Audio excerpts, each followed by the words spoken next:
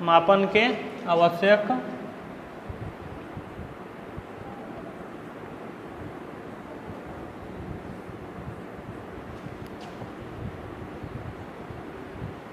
तत्व। ध्यान दीजिएगा, मापन के आवश्यक तत्व जो हैं किसी भी शील गुण के मापन के लिए, किसी भी शील गुण के मापन के लिए निम्नलिखित चरणों का प्रयोग किया जाता है।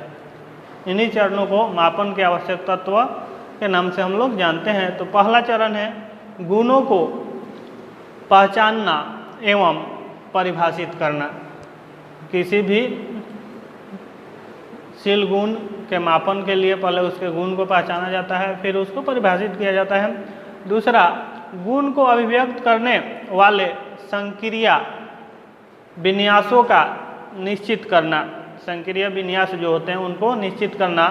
इसके बाद आता है 3 नंबर में गुणों को मात्रात्मक रूप में व्यक्त करना।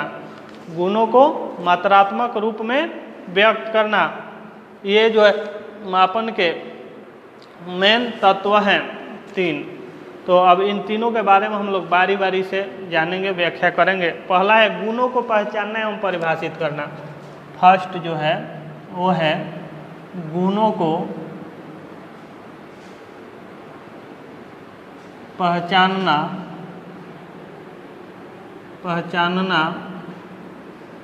एवं परिभाषित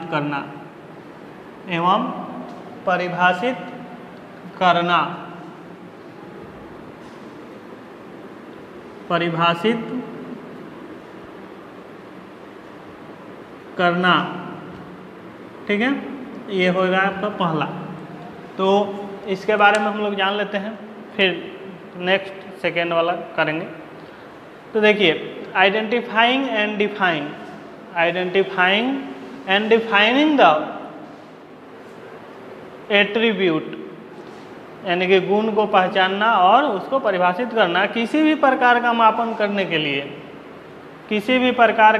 करने के लिए सर्वप्रथम उसके गुण को पहचाना जाता है और उसकी व्याख्या की जाती है। गुण को पहचान कर ही किसी भी चीज़ की व्याख्या की जाती है। प्रायः भौतिक गुणों जैसे लंबाई, चौड़ाई, भार आदि की व्याख्या की आवश्यकता नहीं होती है, क्योंकि सभी व्यक्ति उसके अभिप्राय को समान रूप से समझते हैं। किंतु शैक्षिक और मनोवैज्ञानिक जो गुण होते हैं उनकी व्याख्या करने की आवश्यकता होती है, क्योंकि भिन्न भिन्न व्यक्ति इन गुणों के भिन्न भिन्न अर्थ लगा सकते हैं। उदाहरण के लिए बुद्धि को मापने का, यानी कि बुद्धि का माप करने के पूर्व, यदि बुद्धि मापना है उससे पहले क्या करना होगा कि यह निश्चित करना होगा कि बुद्धि से हमारा क्या अभिप्राय है, बुद्धि का क्या अर्थ है, तभी ना बुद्धि का माप कर सकते हैं। अर्थात बुद्धि अमूर्त चिंतन की योग्यता है। बुद्धि क्या होती है? अमूर्त चिंतन की योग्यता होती है, या नवीन परिस्थितियों के साथ समायोजन की योग्यता होती है। नवीन परिस्थितियों के साथ समायोजन की आवश्यकता होती है। अर्थात मनोवैज्ञानिक को उस गुण की स्पष्ट एवं संगत परिभाषा देनी होगी जिसका वह मापन करता है। यानी कि जिस चीज़ का वो मापन कर रहा है मनोवैज्ञानिक, उसकी परिभाषा और अर्थ स्पष्ट करनी होगी। अब दूसरा आता है गुण को अभिव्यक्त करने वाले संक्रिया विन्यासों को निश्चित करना। गुण को अभिव्यक्त करने वाले गुण को अभिव्यक्त करने वाले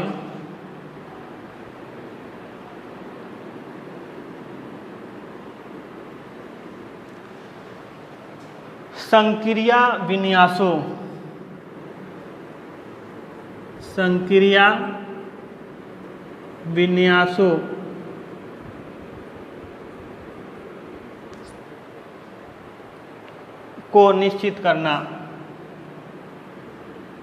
को निश्चित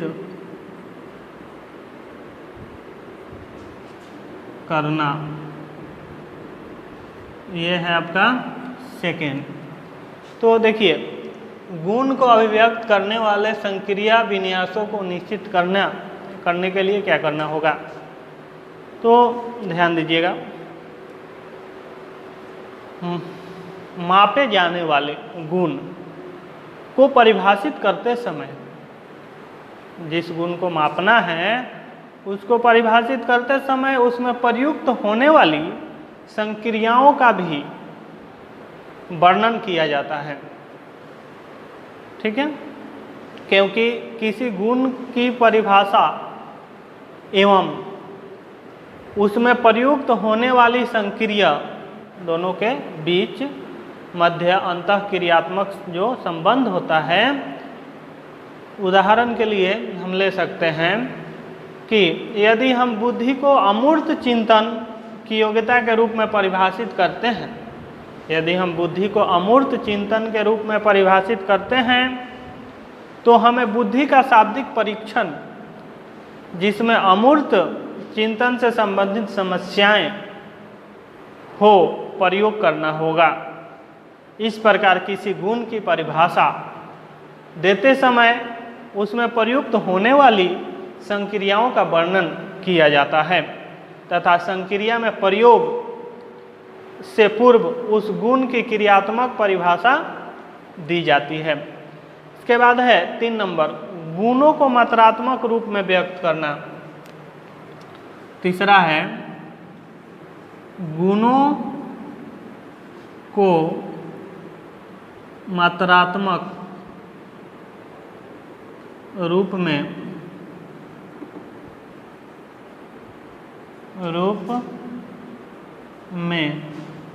व्यक्त करना। तो गुणों को मात्रात्मक रूप में व्यक्त, मापन के इस चरण में प्रयुक्त संक्रियाओं के निष्कर्षों को मात्रात्मक रूप में व्यक्त किया जाता है, जिसके आधार पर यह ज्ञात होता है कि अमुक गुण कितनी मात्रा में है, इतनी मात्रा में है कि नहीं। प्रायः भौतिक मापन जैसे मेज की लंबाई को इंच में व्यक्त किया जाता है या किया जा सकता है, और इस आधार पर दूसरी मेज के साथ उसकी तुलना की जा सकती है। लेकिन मानसिक मापन में प्रायः इस प्रकार की जो तुलना होती है वो संभव नहीं होती है, क्योंकि मानसिक मापन में ऐसी इकाइयाँ नहीं होती जिनकी समानता को प्रत्यक्ष रूप से व्यक्त किया जा सके। तो इसमें जो है हम लोग अब नेक्स्ट पॉइंट है मापन के स्तर, मापन के स्तर को हम लोग समझ लेते हैं। नेक्स्ट पॉइंट मापन के स्तर, ये था आपका मापन के आवश्यक तत्व। तीनों तत्वों के बारे में आप लोगों ने जाना, समझा। अब हम लोग इसमें मापन के स्तर को जानेंगे, समझेंगे और इसकी व्याख्या करेंगे। तो मापन के स्तर, ठीक है, तो ध्यान दीजिएगा। एमएस स्टीवेंस ने अपनी पुस्तक on the theory of scale of measurement, on the theory of scale of measurement में मापन के 4 स्तर बताए हैं। मापन के 4 स्तर बताए हैं, जिन्हें निम्न से उच्च क्रम में वर्गीकृत किया गया है। निम्नतर स्तर का मापन सरल होता है, निम्नतर स्तर का मापन जो होता है वो सरल होता है, लेकिन उसमें परिशुद्धता कम होती है। उच्चतर स्तर के मापन में जटिलता होती है, किंतु इसके निष्कर्ष अधिक शुद्ध होते हैं। मापन के चरणों का जो है हम लोग 4 चरण को ऐसे लिख सकते हैं पहला चरण है नामित स्तर का मापनी। नामित स्तर का मापनी। ठीक है, इसको जो है अंग्रेजी में नॉमिनल लेवल स्केल कहा जाता है। नॉमिनल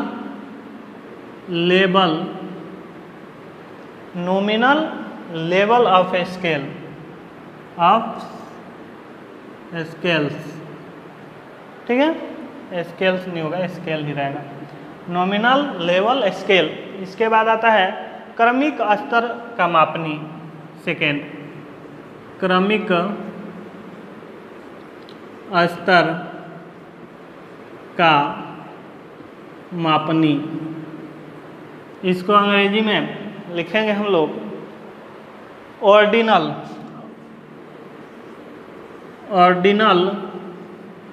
लेवल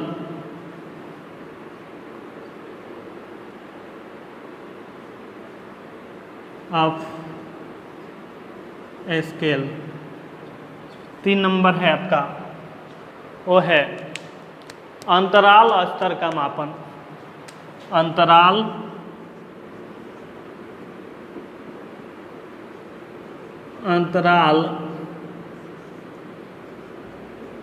स्तर का मापन। इसके बाद 4 में लिखेंगे, पहले इसको इंटरवल लेवल स्केल कहा जाएगा।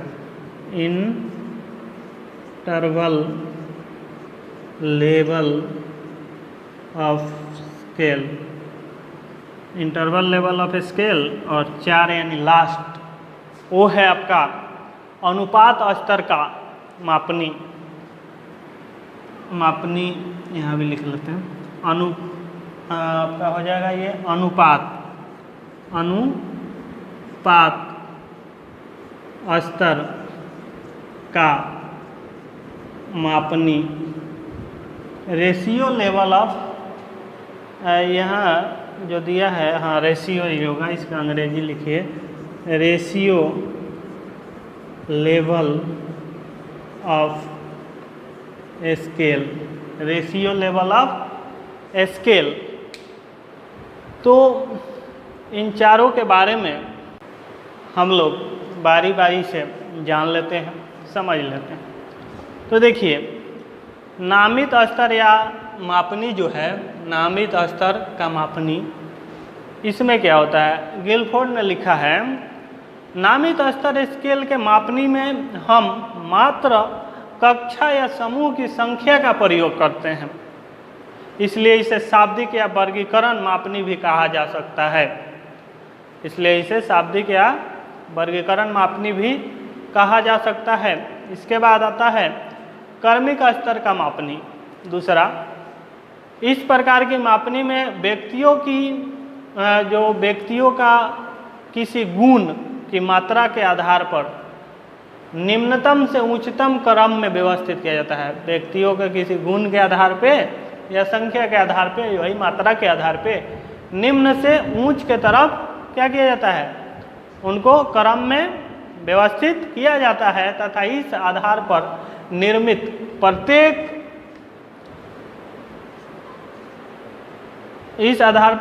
प्रत्येक वर्ग को एक नाम या चिन्ह प्रदान किया जाता है।